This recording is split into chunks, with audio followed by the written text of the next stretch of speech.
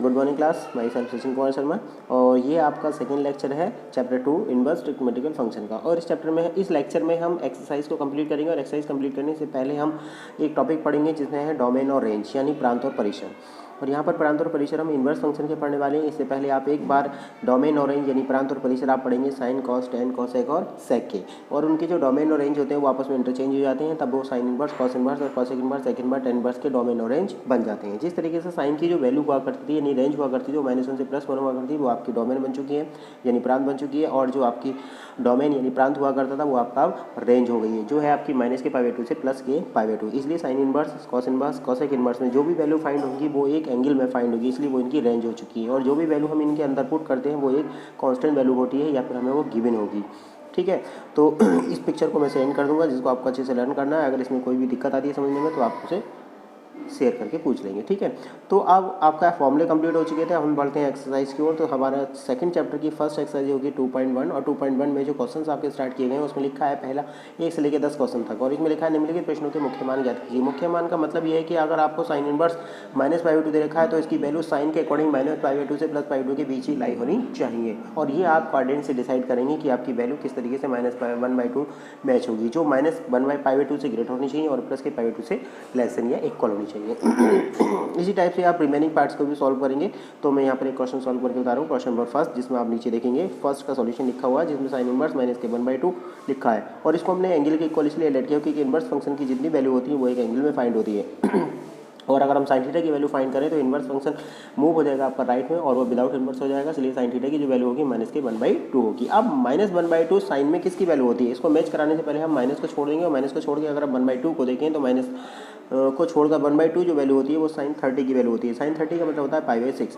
तो हम 1/2 की जगह साइन π/6 लिख लेंगे। और माइनस हम जानते हैं कि साइन के जो इनसाइड बिलोंग करता है इनसाइड मूव हो सकता है, इसलिए हमने लिखा साइन -के π/6। इसे हम first quadrant, second quadrant, third quadrant के अकॉर्डिंग चेंज भी कर सकते हैं। ठीक है, लेकिन ऐसा चेंज नहीं करेंगे क्योंकि इसकी वैल्यू -π/2 से या तो लेस देन हो जाएगी या फिर +π/2 से ग्रेटर देन हो जाएगी। लेकिन हमें ऐसा नहीं करना है क्योंकि हमें साइन इनवर्स की जो वैल्यू लानी है वो अकॉर्डिंग टू द रेंज लेके आनी है, यानी परिसर के अनुसार लेके आनी है, जो -π/2 और +π/2 के अंतर्गत ही होनी चाहिए। ठीक है, तो इसलिए हम -के π/6 को देखें तो -π/2 से ग्रेटर देन है और π/2 से लेस देन है, इसलिए यहाँ पर साइन इनवर्स -1/2 की जो वैल्यू होगी वो आपकी -के π/6 होगी। और इसे हम साइन इनवर्स 1/2 का मुख्य मान कहेंगे।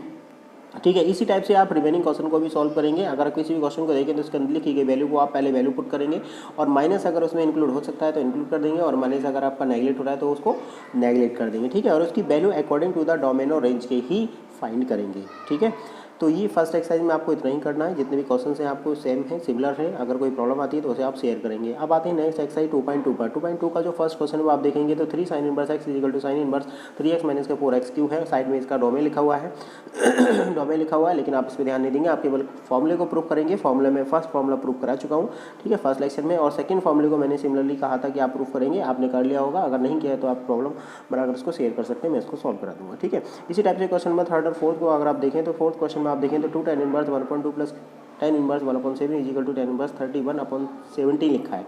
अगर आप थर्ड और फोर्थ क्वेश्चन को देखें तो दोनों सेम क्वेश्चन है, तो थर्ड क्वेश्चन आप सेम करेंगे और मैं फोर्थ क्वेश्चन को यहाँ पर सॉल्व करा रहा हूँ। ठीक है, तो फोर्थ क्वेश्चन को अगर आप देखें तो फोर्थ क्वेश्चन का सॉल्यूशन कुछ इस टाइप से होगा